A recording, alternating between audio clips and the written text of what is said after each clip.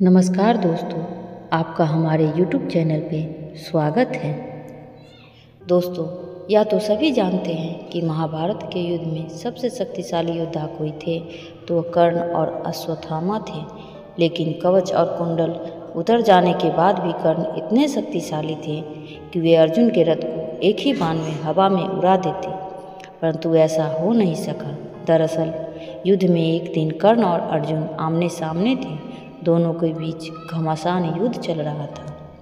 ऐसे में जब अर्जुन का तीर लगने पर कर्ण का रथ 25 से 30 हाथ पीछे खिसक जाता और कर्ण का तीर से अर्जुन का रथ सिर्फ 2 से 3 हाथ ही खिसकता था, लेकिन फिर भी भगवान कृष्ण कर्ण की प्रशंसा करते नहीं थकते थे।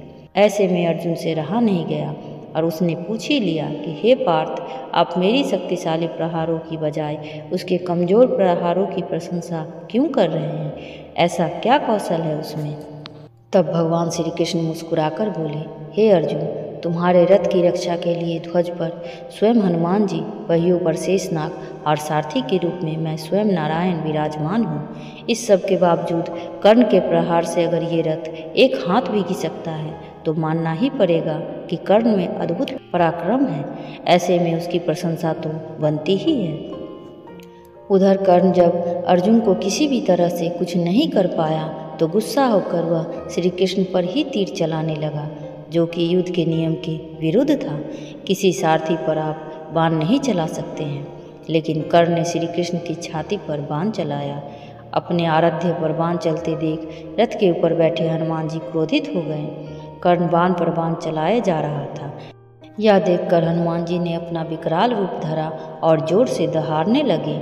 उनकी दहाड़ से संपूर्ण कुरुक्षेत्र में सेनाएं भयभीत हो गई। कौरवों की सेना भाग खड़ी हुई और पांडवों की सेना भी भागने लगी।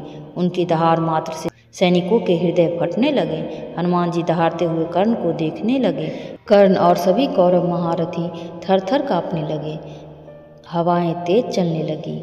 हनुमान जी को क्रोध में देखकर भगवान श्री कृष्ण तुरंत सक्रिय हुए और वे हनुमान जी से कहने लगे, तुम मेरी ओर देखो हनुमान, यदि कुछ क्षण और तुमने कर्ण की ओर देखा तो वह तुम्हारी दृष्टि मात्र से ही मारा जाएगा और मैं नहीं चाहता ऐसा हो, इसलिए तुम मेरी ओर देखो। यह सुनकर हनुमान जी उनकी ओर देखने लगे और धीरे धीरे उनका क्रोध शांत हो गया, अन्यथा कर्ण हनुमान जी की दृष्टि से ही मारा जाता।